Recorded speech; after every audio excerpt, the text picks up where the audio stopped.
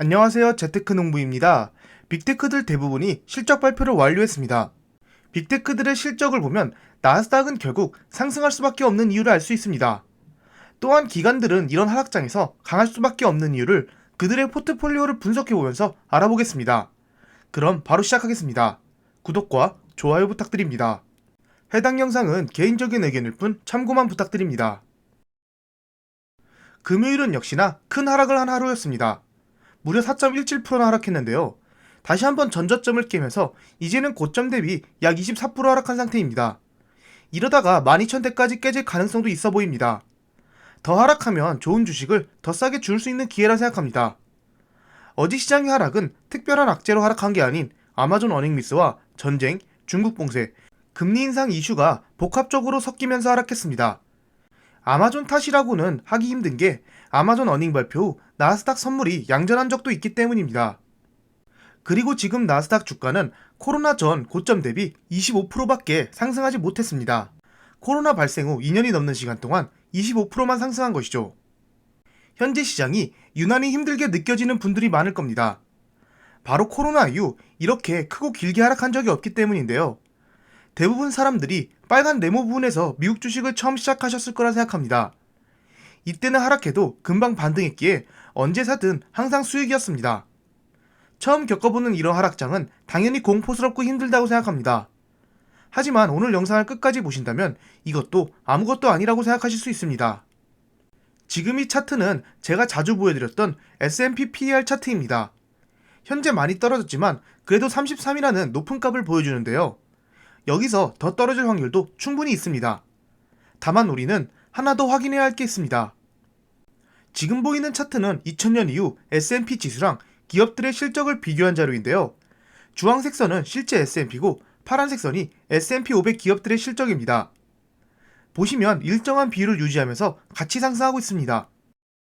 지금 보이는 빨간색 네모는 IT 버블일 때 S&P 지수와 기업들의 실적인데요. 초록색 화살표 길이는 똑같습니다. 1990년대 중반부터 S&P가 급등했지만 그 격차는 더욱 벌어진 것을 볼 수 있습니다.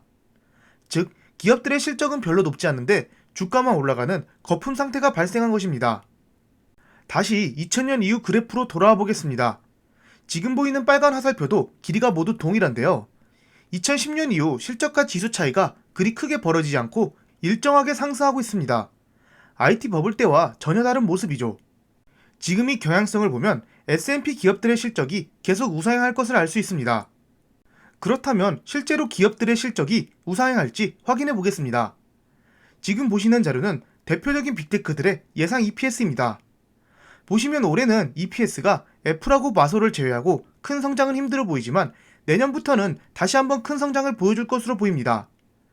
보시면 2028년 또는 2027년까지 매년 평균 15% 이상 성장할 것으로 보입니다.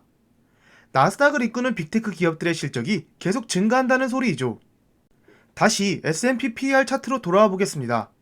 주가가 지금보다 더 하락해서 S&P PER이 더 낮아질 확률이 충분히 있습니다. 바닥이 높아지긴 했지만 다시 바닥을 향해 가려고 할 수 있기 때문입니다. 그리고 아직 악재가 많은 상황에서 주가가 빠르게 반등하기 힘들 수도 있습니다. 그러면 주가가 낮아지면 PER은 자연스럽게 같이 낮아지겠죠. 여기다가 앞에서 봤던 빅테크들의 EPS까지 높아진다면 분모가 커져서 PER은 더 크게 하락할 것입니다. 그렇다면 PER 공식을 바꿔보겠습니다. 주가를 결정하는 식은 보시다시피 EPS와 PER입니다. EPS는 앞서 보셨다시피 시간이 갈수록 계속 상승할 것입니다. 빅테크들의 실적이 계속 상승하니까요. 그럼 현재 PER이 고평가라 가정하고 PER이 계속 떨어진다고 가정하겠습니다. 그러면 PER이 어디까지 떨어질까요? 현재 주가를 떨어뜨린 가장 큰 이유가 바로 유동성 축소로 인해 시장에 풀린 돈이 다시 회수되면서 주가가 떨어지고 있습니다. 금리 인상과 양적 긴축 때문이죠. 그러나 금리 인상이 있으면 금리 인하도 있고 다시 양적 완화도 찾아옵니다. 2000년 이후 리만 브라더스 때를 제외하고는 금리 인상과 양적 긴축이 찾아와도 지금 차트에서 보이는 평균값 아래로 내려간 적이 없습니다. 그렇기 때문에 저는 S&P PER이 아무리 떨어져도 이 평균값 아래로는 떨어지지 않을 것으로 생각됩니다. 코로나 때도 이렇게 안 떨어졌고 세계 경제는 시간이 갈수록 단단해지고 성장하기 때문입니다. 그리고 PER은 공포지수 빅스처럼 하방이 정해져 있습니다. 영원히 안 떨어진다는 뜻입니다. 근데 앞서 보셨다시피 EPS가 계속 증가한다면 주가는 이 공식에 따라서 어떻게 될까요? 주가가 상승할 것입니다. 그리고 금리 인하와 양적 완화를 다시 시작하면 PER도 상승하게 돼서 주가가 더 크게 급등할 수 있습니다. 참고로 최근 금리 인상 때는 금리 인상이 최고점을 찍기 시작하면 나스닥 반등이 강하게 왔습니다. 금리 인하 기대감이 선반영된 것이죠. 어쨌든 이 시기에 따라서 결국 나스닥은 계속해서 상승할 수밖에 없다는 뜻입니다. EPS는 계속 증가하는데 PER의 하락은 막혀있기 때문이죠. 그럼 멀리 보면 계속 상승인 것을 알았지만 단기간으로 더 하락할 수 있는데 언제 투자해야 할까요? 만약에 우리가 과거로 돌아갈 수 있는 티켓을 딱 한 장 들고 있다고 가정해 보겠습니다. 정확히 언제인지는 모르지만 하락장과 상승장 둘 중 한 곳으로 갈 수 있는 티켓입니다. 그러면 사람들은 어디를 선택할까요? 100이면 100, 하락장을 선택하지 않을까요? 왜냐하면 나스닥은 지금까지 계속 상승해온 것을 알고 있기 때문입니다. 방금 우리가 한 답변이 현재 어떻게 투자해야 하는지 방향을 알려줬습니다. 지금 시장은 충분히 하락장이라고 할 수 있습니다. 앞으로 5년, 10년 뒤 우리는 지금의 하락장을 그리워하고 다시 보고 싶을 것입니다. 우리가 지금 2020년 코로나 하락장을 그리워하는 것처럼요.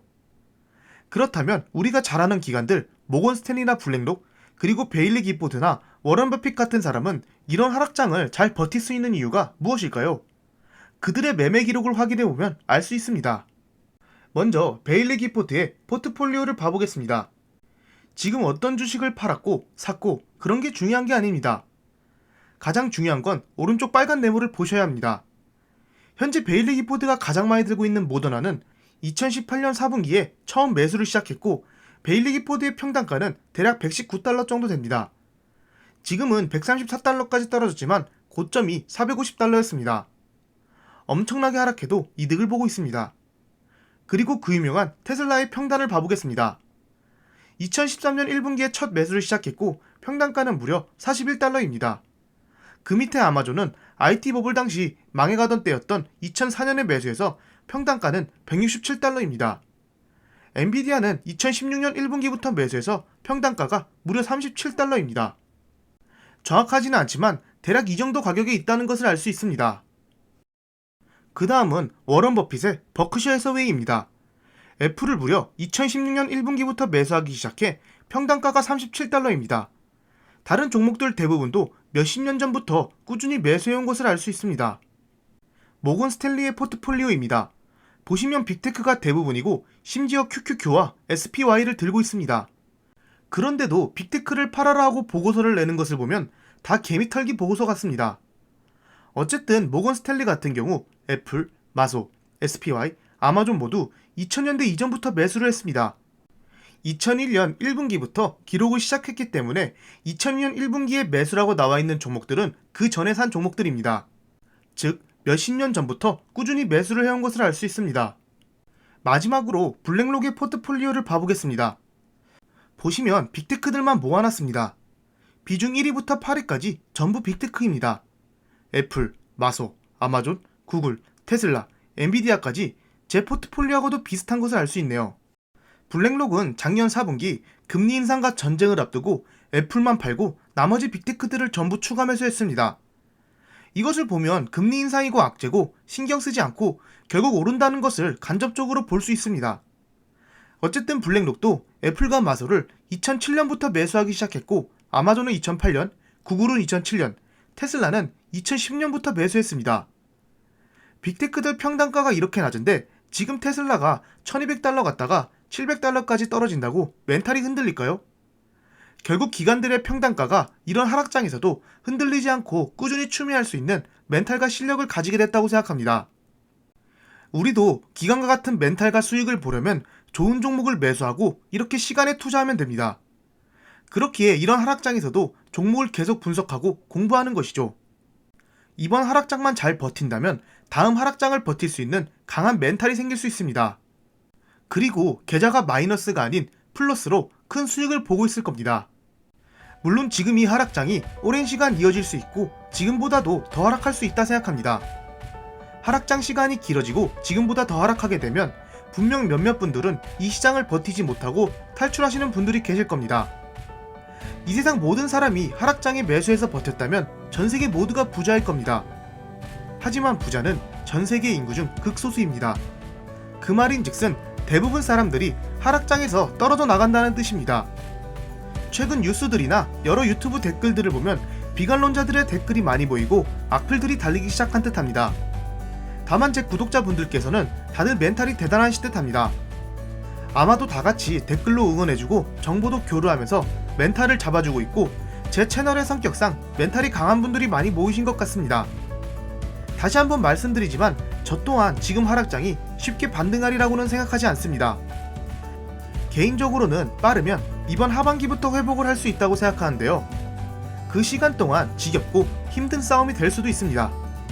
하지만 이 싸움의 끝이 올 때까지 저도 포기하지 않을 테니까 여러분들도 포기하지 마시고 꼭 승리자가 돼서 함께 웃는 그날까지 나아가 봅시다. 감사합니다. 절대 투자 추천 영상이 아닌 개인적인 의견이니 참고만 부탁드립니다. 지금까지 제 영상을 봐주셔서 감사합니다. 구독과 좋아요 부탁드립니다.